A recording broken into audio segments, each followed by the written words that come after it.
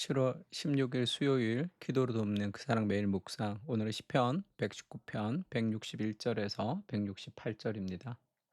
시편 119편이 이제 계속 진행되고 거의 이제 마지막으로 가고 있는데 168절에 보면 내가 주의 법도들과 증거들을 지켰사오니 나의 모든 행위가 주 앞에 있음이니이다. 이런 말씀이 있죠. 나의 모든 행위가 이렇게 번역할 수도 있고 내 모든 인생의 길, 그러니까 내 모든 길이 주님 앞에 있습니다. 이제 그렇게도 번역할 수 있습니다.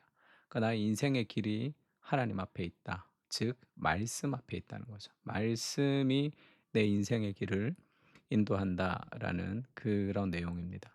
그 모든 행위가 주 앞에 있습니다라는 제목으로 말씀을 좀 나누려고 합니다. 첫 번째는 162절에 보면 "사람이 많은 탈취물을 얻은 것처럼 나는 주의 말씀을 즐거워하나이다." 이제 이런 표현이 있죠. 그러니까 말씀을 사모하는 것을 지금 이 전투에 비유하고 있습니다. 이 탈취물이라고 번역한 이 단어는 이렇게 노략물이라고 그래요. 전쟁에서 승리해서 얻은 그 승리의 그런 노략물을 얻는 것처럼 주의 말씀을 즐거워한다고 할때 두 가지 어떤 비유가 생각나는데, 하나는 우리가 어떤 보물을 찾을 때 천국은 마치 밭에 감추어진 보화와 같다 할 때 그걸 막 캐야 되잖아요. 그걸 막 땅을 파고 캐는 방식을 통해서 이제 그것을 발견하는 그런 기쁨, 그리고 이 싸움을 통해서 영적 전쟁을 통해서 하나님의 말씀을 즐거워하는 단계로 나가야 된다. 그래서 말씀을 사모하는 것은 곧 전투에 참여하는 것 같다. 그렇게 얘기합니다. 그래서 나는 거짓을 미워하며 싫어하고 주의 율법을 사랑하나이다. 이것도 싸움이죠. 주의 의로운 규례들로 말미암아 내가 하루에 7번씩 주를 찬양하나이다라는 것도 어떤 루틴을 가지고 내가 계속 이렇게 생활하려면 싸워야 됩니다. 그리고 161절도 고관들이 거짓으로 나를 핍박하오나 나의 마음은 주의 말씀만 경외하나이다. 뭐 스트레스 받는 상황, 여러 가지 어려운 상황, 회사에서 바쁜 상황, 그래도 하나님 말씀을 경외하려면 그 싸움이 있어야 되죠. 영적 전투, 가만히 있으면 우리가 싸울 수 없습니다. 그러니까 팀 켈러가 이렇게 얘기하는데요. 하나님의 말씀을 배우고 소화하는 일에는 전투와 싸움이 따르기 마련입니다. 분주한 스케줄, 정신을 산란하게 하는 일들, 산만하게 하는 일들, 완고한 마음, 그리고 세상의 시선과 경멸에 맞서 싸워야 하나님 말씀을 배울 수 있고 소화할 수 있어요. 아, 바쁘다. 아, 힘들다. 그렇게 가만히 있어서는 문화의 내러티브가 우리의 생각을 이끌어가지 말씀이 우리를 이끌어가지 않습니다. 그러면 우리가 정말 원하는 곳에 있을 수 없게 될 수도 있죠. 그러나 승리를 거두고 나면 말씀이 주는 엄청난 보상과 보물을 누릴 수 있게 됩니다. 그러니까 말씀을 향해서 전투하라는 거죠. 디모데후서도 "내 아들아 너는 그리스도 예수 안에 있는 은혜 가운데 강하라." 할 때 이 싸움을 얘기하는 겁니다. 근데 강한데 그냥 막 뭐라 그럴까요? 그냥 뭐 소리치고 강한 그런 남성적 강함이 아니라, 무례한 게 아니라 은혜 가운데 강하죠. 은혜와 강함이 하나의 균형으로 이루는, 그리고 그 "많은 사람 증인 앞에서 내게 들은 바를 충성된 사람들에게 부탁하라. 그들이 또 다른 사람들을 가르칠 수 있으리라." 하나님의 말씀을 다른 사람을 가르치고 양육할 수 있을 정도로 계속 배워야 됩니다. "너는 그리스도 예수의 좋은 병사로 나와 함께 고난을 받으라. 병사로 복무하는 자는 자기 생활에 얽매이는 자가 하나도 없나니 이는 병사로 모집한 자를 기쁘게 하려 함이라." 우리가 그리스도의 군대로 지금 참가한 겁니다. 자기의 생활에 얽매이지 않고 병사로 모집한 자를 기쁘게 하기 위해서 우리의 삶을 그렇게 드리는 영적 전쟁의 군인으로 참여했다라는 것을 좀 알고 말씀의 전투에 좀 뛰어들어야 되고요. 그리고 빌립보서에도 바울이 그렇게 얘기하죠. 에바브로디도를 설명하면서 "너희에게 보내는 것이 필요한 줄로 생각하노니 그는 나의 형제요 나와 함께 수고하고 함께한 군사다. 뭐 이렇게 또 표현하죠. 그리스도의 군사다 이렇게 표현합니다. 또 여호수아가 죽은 후에 그 이스라엘 자손이 그 하나님께 묻죠. "누가 먼저 올라가서 싸우겠습니까?" 그때 하나님이 "유다가 올라가라. 내가 이 땅을 그들의 손에 넘겨 주었다."라는 약속이 있지만 19 절에 보면 "철병거가 있어서 그들을 쫓아내지 못하였다." 이렇게 얘기합니다. 하나님의 말씀보다 환경의 어려움이 더 크면 그 말씀을 읽고 묵상할 수가 없습니다.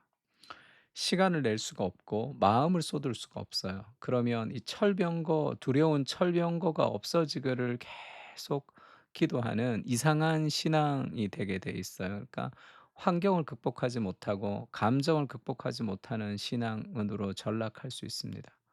하나님의 말씀을 붙들 때 우리가 삶의 철병거가 있어도 그것을 뚫고 갈 수 있는 그런 길이 생기는 거예요. 그래서 여호수아에게 그렇게 얘기합니다. "너는 두려워하지 말라. 그 율법을 지켜 행하고 좌로나 우로나 치우치지 말라. 그리하면 너의 인생이 형통하게 될 것이다."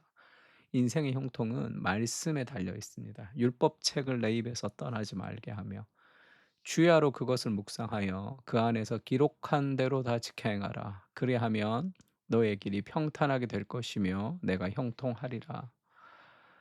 내가 내게 명한 것이 아니냐. 강하고 담대하라. 두려워하지 말며 놀라지 말라. 네가 어디로 가든지 내 하나님 여호와가 너와 함께 하느니라 하시니라. 하나님의 말씀 안에서 이런 안정감을 누려야지 삶의 용기를 낼 수 있습니다. 말씀 안에서 우리가 살아갈 수 있도록 말씀을 잊지 못하게 하는 수많은 환경과 영적 전쟁을 통해서 말씀 안에 있는 보화를 발견할 수 있는 그런 그리스도의 군사의 삶이 필요하죠. 두 번째는 말씀과 하나님을 동일하게 대해야 합니다. 동일하게 대하라가 아니라 그것이 본질이라는 거죠. 지금 저자가 주의 법을 사랑하는 자에게는 큰 평안이 있으리니 결국에는 그 장애물이 없다. 그 주의 법을 사랑하지 않는 사람은 늘 장애물을 넘을 수 없다는 거죠. 그리고 주의 구원을 바라며 계명을 행하였다 이렇게 얘기하고 내 영혼이 주의 증거들을 지켜 싸우며 이를 지극히 사랑한다. 행한다. 지킨다. 사랑한다. 내가 주의 법도들과 증거들을 지켜 싸우니 나의 모든 행위가 주 앞에 있음이다. 이렇게 얘기하고 하나님과 하나님의 말씀을 동일시하죠. 특히 이 161 절에 보면 고관들이 거짓으로 나를 핍박하오나 나의 마음은 주의 말씀만 경외하나이다. 이런 표현이 있죠. 이 그 통치자들이 나를 이유 없이 나를 이제 박해합니다. 그러나 my heart trembles at your word죠. 나의 내 마음은 당신의 말씀에 tremble이 뭐야? 떤다는 거잖아요. 근데 이게 막 무섭다, 떤다가 아니라 이 경외라고 번역을 했습니다. 그러니까 하나님을 우리가 하나님 앞에 경외하며 하나님을 그렇게 우리가 섬기잖아요. 근데 하나님의 말씀을 이 저자는 내 마음이 하나님의 말씀이 곧 하나님처럼 그 두렵게 떨리게 경외하면서 대한다는 거야. 하나님이 생명의 근원이시라면 그분의 말씀은 당연히 생명을 주죠. 하나님이 신실하신 분이시라면 그분의 말씀에는 오류가 없습니다. 하나님이 영광스러운 분이시라면 그분의 말씀은 보배임이 틀림없습니다. 하나님의 영광과 하나님의 능력은 하나님의 말씀을 통해서 우리에게 오는 거잖아요. 하나님이 누구이신지를 어떻게 알 수 있습니까? 하나님 말씀을 또 가만히 있는데 하나님이 우리에게 계시를 주지 않잖아요. 하나님의 말씀은 곧 하나님의 인격입니다. 그래서 하나님의 말씀을 어떻게 대하느냐가 내가 지금 하나님을 어떻게 대하는지를 보여주는 바로미터인 거예요. 말씀을 사모하고 말씀을 열렬히 바라보고 그 말씀 안에서 우리가 깊은 진액을 누리고 그 말씀에 헌신하는 것이 하나님을 사랑하고 하나님을 헌신하는 겁니다. 그러니까 일주일 동안 너무 바빠서 내 말씀도 잘 못 봐요. 그러면 내 마음에 하나님이 아닌 다른 무엇이 내 안에 있는 거예요. 그것을 섬기고 있는 겁니다. 그게 내 하나님인 거예요. 근데 그것이 우리 삶에 생명을 줄 수 없잖아요. 정말 인생을 내가 더 건강하게 살고 싶습니다. 근데 말씀을 잘 읽지 않고 말씀과 멀어지고 있단 말이에요. 그럼 어떻게 그런 삶을 살아갈 수 있겠습니까? 그런 인생은 없는 거죠. 그래서 주의 법을 사랑할 때 결국 큰 평안이 있습니다. 그리고 168 절에 내가 주의 법도들과 증거들을 지키는데 왜냐하면 나의 모든 행위가 주님 앞에 있기 때문입니다. 이렇게 고백하죠. 내가 하나님의 말씀과 증거들을 지키는데 왜냐하면 나의 모든 all my ways are before you 이렇게 돼 있죠. 나의 모든 길이 주님 앞에 있잖아요. 하나님이 내 인생을 인도하시고 하나님이 내 인생을 아름답게 하시잖아요. 어떻게요? 말씀을 통해서. 매일매일 말씀을 읽고 묵상한다는 것은 하나님이 내게 말씀하시는 거예요. 그래서 주님의 말씀이 우리의 인생을 아름답게 인도합니다. 왜냐하면 나보다 내 인생을 하나님이 더 잘 아시잖아요. 내 인생이 하나님 앞에 있잖아요. 하나님 말씀을 묵상하면서 날마다 내 인생의 길을 인도해 달라고 그렇게 기도하는 삶이 필요합니다. 예수님 그리스도 중심적으로 이것을 보자면 너희가 그리스도 예수를 주로 받았으니 그 안에서 행하되 그 예수님 안에서 행하는데 그 그리스도 안에서 뿌리를 받고 세움을 받아 교훈을 받은데도 믿음에 굳게 서서 감사함을 넘치게 하라. 뿌리를 받고 세우고 교훈을 받고 굳게 서서 감사함이 넘치게 되는 이것이 말씀 안에서 뿌리를 내리는 거라고 할 수 있습니다. 그렇지 않으면 누가 철학과 헛된 속임수로 너희를 사로잡을까 주의하라. 이것은 사람의 전통과 세상의 초등 학문을 따름이요 그리스도를 따름이 아니니라. 그렇지 않으면 다른 수많은 것들이 우리를 인도합니다. 불안과 두려움과 여러 가지 걱정이 우리를 인도해 안정감이 아니라 말씀 안에는 각종 보화가 감추어져 있습니다. 밭에 감추인 보화를 찾는 사람처럼 말씀을 적극적으로 열렬히 치열하게 찾게 하시고 그 안에 담긴 보물을 맛보고 누리며 즐기게 하여 주시옵소서. 주님은 생명이시며 말씀 안에는 생명이 있습니다.